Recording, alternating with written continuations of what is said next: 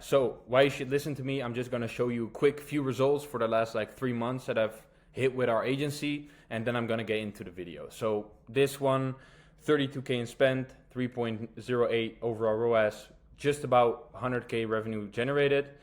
14 grand spent, 100K generated revenue, 7.21 overall ROAS.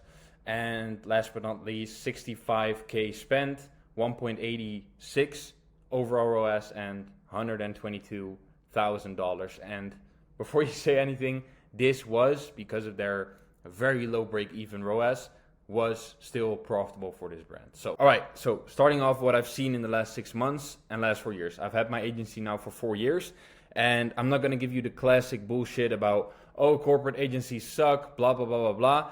Corporate agencies don't really suck. They suck for brand owners doing anything below 100K a month. You probably get, I don't want to say ripped off, but you get charged a high retainer, and it just doesn't make sense.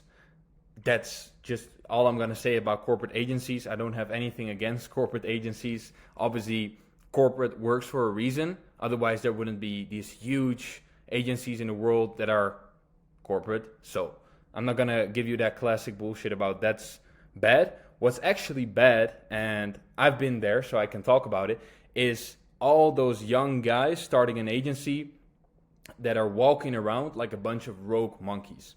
And what I mean by that is the fact that they are obsessed with getting new clients. They, instead of just having a proper service delivery, they'd rather, and I've been there so I can talk about it, they rather just get new clients every month. Okay, more clients. Okay, this month we got 10. Okay, next month I want 15, 20, 25. And I'm not going to say, oh, getting new clients is bad, or you should just have 3 clients and then have high paying. I'm not going to give you that shit.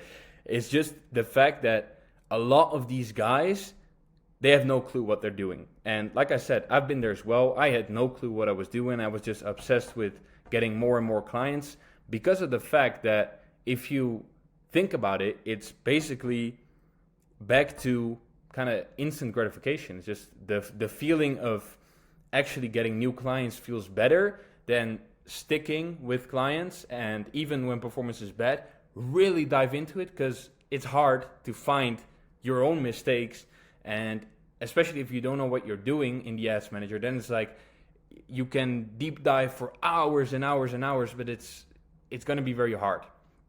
And the worst part about all of this is the fact that they give these ridiculous guarantees about within 90 days. I've seen weird shit like within 90 days we'll guarantee thousands and thousands of dollars of profit, otherwise you don't pay us. That's not even a bad guarantee, so to say, because as an agency owner, I definitely agree with the fact that you should stand on something. So when you say you're going to deliver that and you don't deliver, then there should be like consequences to that. So don't get me wrong, I don't want to say guarantees are bad, but not in the way that these guys are saying, okay, 19 days, within 7 days you'll get more profit, or otherwise you get my unborn child. Like that ridiculous stuff. You know what I'm talking about. That stuff is just ripping up the market, and these corporate agencies are laughing at that because they know, and that's the point I want to make here, is they know that the best marketing out there, having a good service delivery. That's all it takes. Like, it's not that hard. You just have a proper service delivery, like really good. That's it. And then obviously you can work with a guarantee. It's not that bad, but not these just ridiculous guarantees, if you know what I mean. And like I said, in all honesty, we've had some crazy guarantees where we stepped in and it was like, okay, within 2 months we'll get this much revenue, and if we don't, then you get the whole management fee paid back. And for me, it just doesn't make sense. Like, it's just what I see with most of these guys. If they would be really honest with themselves, like if I'm honest with myself back then, it's just because you're desperate. You're desperate to get new clients, and people can smell it on you. When you're desperate and you give these ridiculous guarantees, they just know. So please don't do that. Okay. And to kind of finish this part up, it is so ridiculously easy to win. And why I say that is because if you search it up, and this might sound ridiculous to you, but if you search up how much money gets spent daily in e-commerce, but just in the whole world, it's impossible for you as a brand to not do at least 100K a month. If you don't believe that, then that's a limiting belief. Like I cannot help you with that. It is genuinely impossible with the amount of money that is currently around in the world and the competition, which is not really competition, because most brand owners doing similar revenue to you, like 20, 30K or 10 to 20K, whatever stage you're in, they won't do the work. And that's something I really want to get across. They won't do the work. They're complacent. They're not that ambitious as they thought they were. And then it's just very easy to win. Like, honestly, so easy to win. All right, so second part of the video, what you should focus on versus what you shouldn't focus on.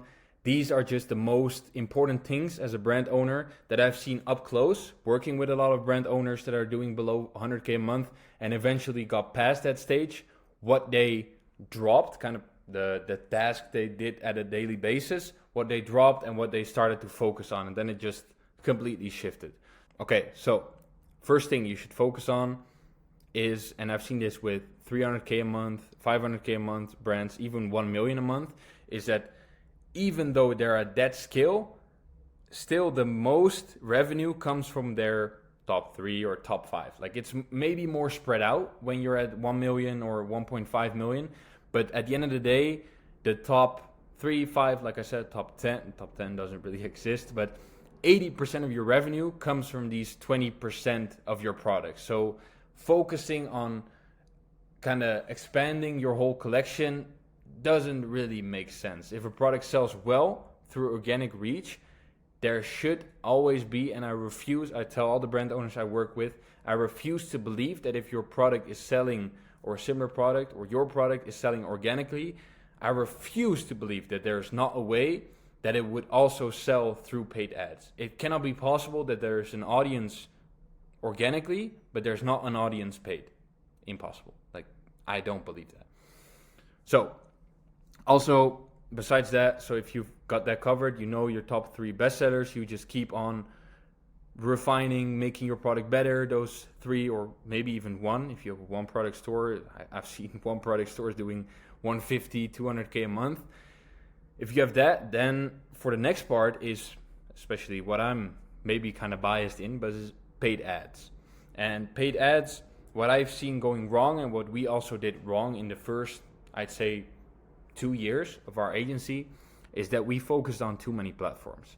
So I've always had this kind of belief, especially like I said in the first 2 years, where omnipresence, so Pinterest, Snapchat, TikTok, Reddit, Twitter, Facebook, Instagram, obviously those 2 are together, but all these platforms and your focus is very spread out, even though you and I both know that most of your revenue, I've seen it firsthand, most of your revenue is most stable on Meta.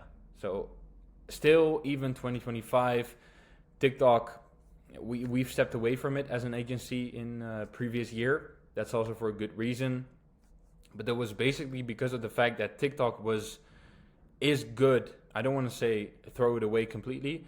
It is very good for certain products, but for our clients, it was just, if we looked at the performance week on week, it was just stable, like up, down, up, down, up, down. And maybe you can recognize this as well with yourself, but you, in this phase, you should just capitalize on what works. And usually Meta works for almost any product.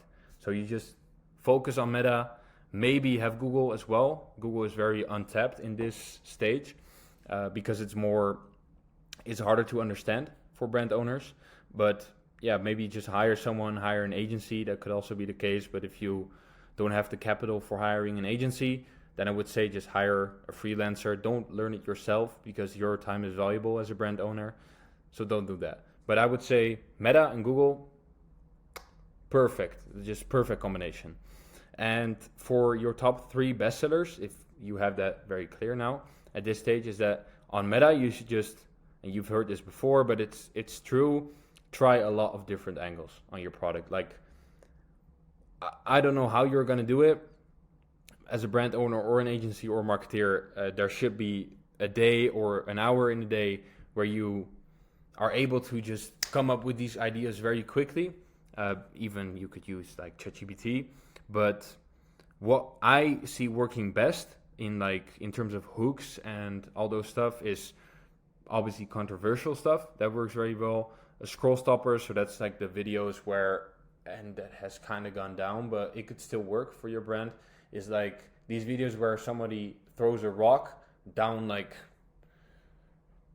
I don't know, just a black hole, and then it's just boom, and then instantly it's a different shot of the product. Or with water, you've seen this with the coconuts and shit. It still works, but that's the name of the game. Just capitalize and test very quickly. So obviously I cannot really advise on this, but I see it's very important for brands to also keep posting organically, because I see a lot of brands don't do anything with their organic reach. They get very complacent, and even though I'm not an expert in it, don't ask me anything about organic reach. I'm on the paid side of the spectrum, obviously, so Meta and Google, but organic it works so well. And you could also set something up with UGC creators or just something like that, but it still works very well. So do that. It will pay out in the long term.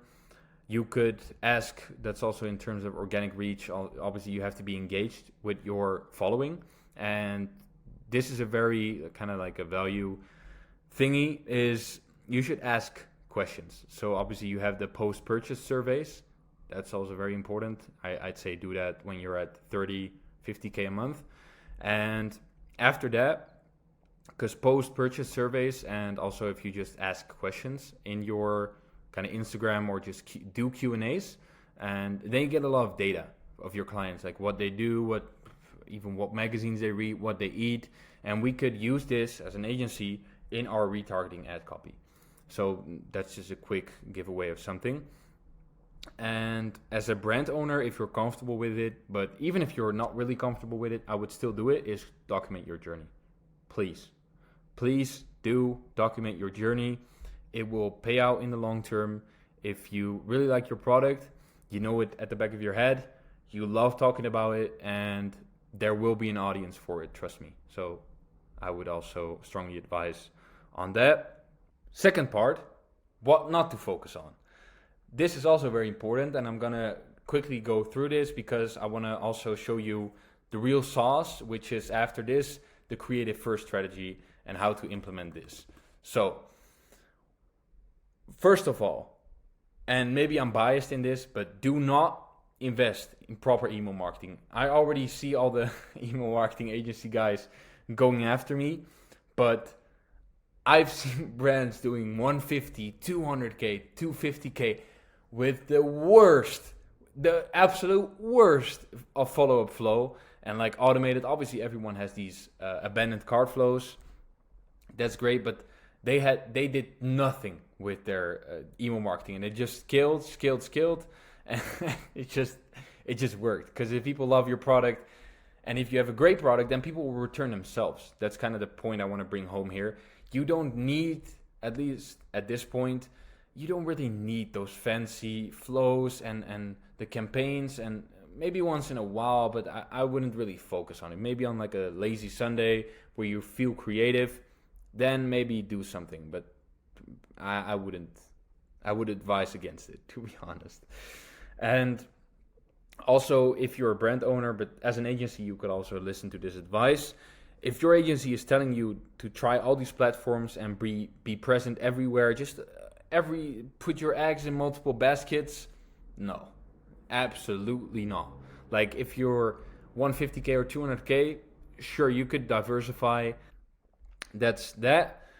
And this might sound really weird, but what I would also, and that's the last point I want to bring home, what I would also not do is do not invest your time in product and research.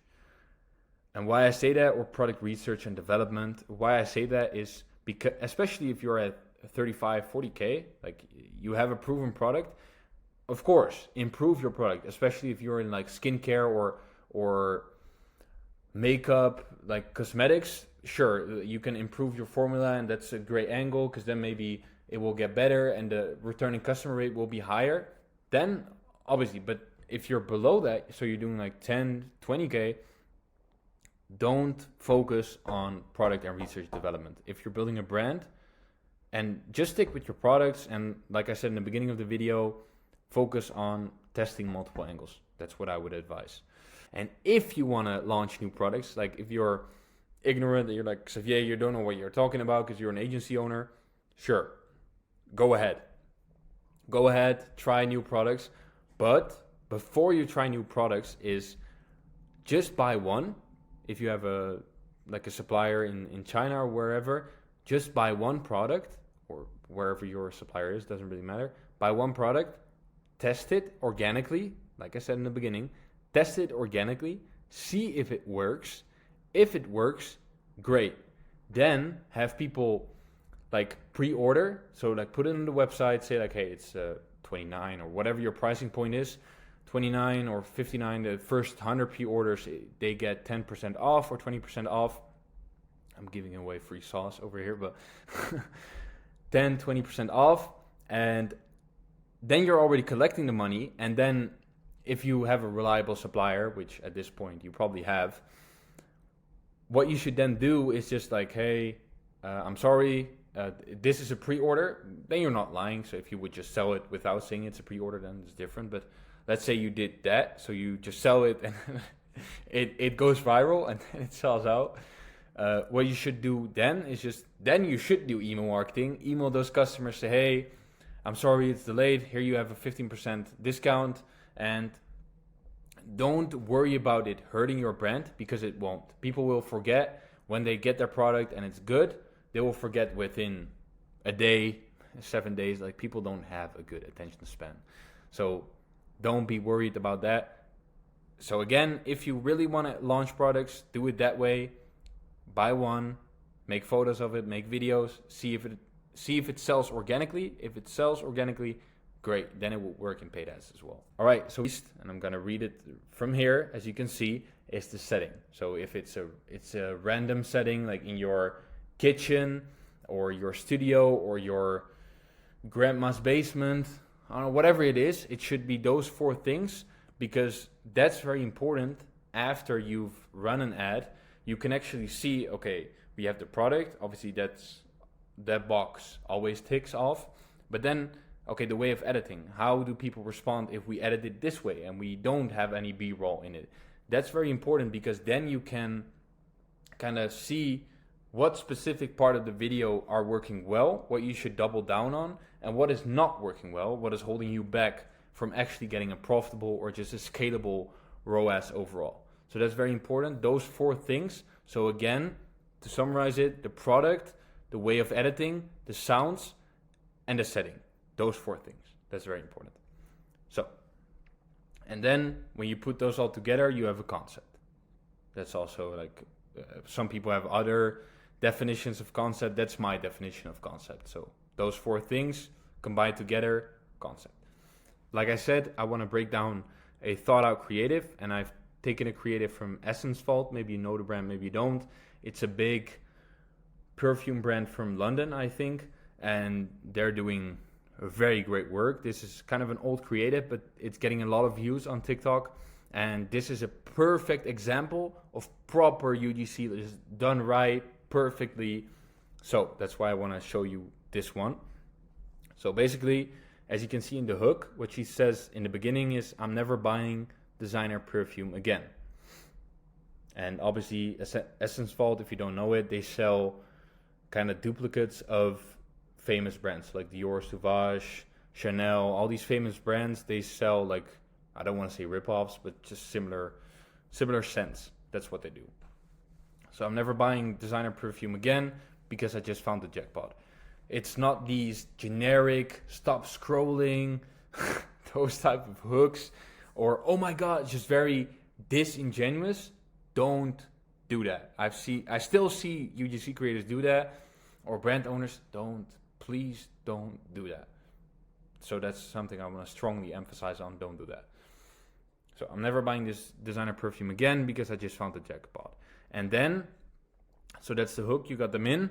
And what's also very important, and then I want to move on to 5 to 20 seconds, obviously, is that it instantly becomes clear, but not completely, what the product does. So I'm never buying designer perfume again, because Essence Vault gives the alternative of designer perfume. So that's also something to think about. 5 to 20 seconds. What she says after that is, I found dupes from the Essence Vault, which is basically like, I think, I'm not really into TikTok, but women 20 to 30 years old usually use this, so not duplicates, but dupes, which again is very, like, it feels very genuine. I found dupes from the Essence Vault, literally all the best names for basically nothing versus what I would normally pay. I got a travel size for my upcoming trip. So in this 5 to 20 second time frame, they've covered already 3 USPs, and you probably haven't even noticed it. So the first one is obviously, I found dupes. That's their core USP. All these big brands, we sell it for cheaper. So that's the first, literally all the best names for basically nothing versus what I would normally pay. So that's the pricing. So first it's like the scent, so it smells the same. Then you have the pricing, so it's even cheaper. And then I got a travel size for my upcoming trip.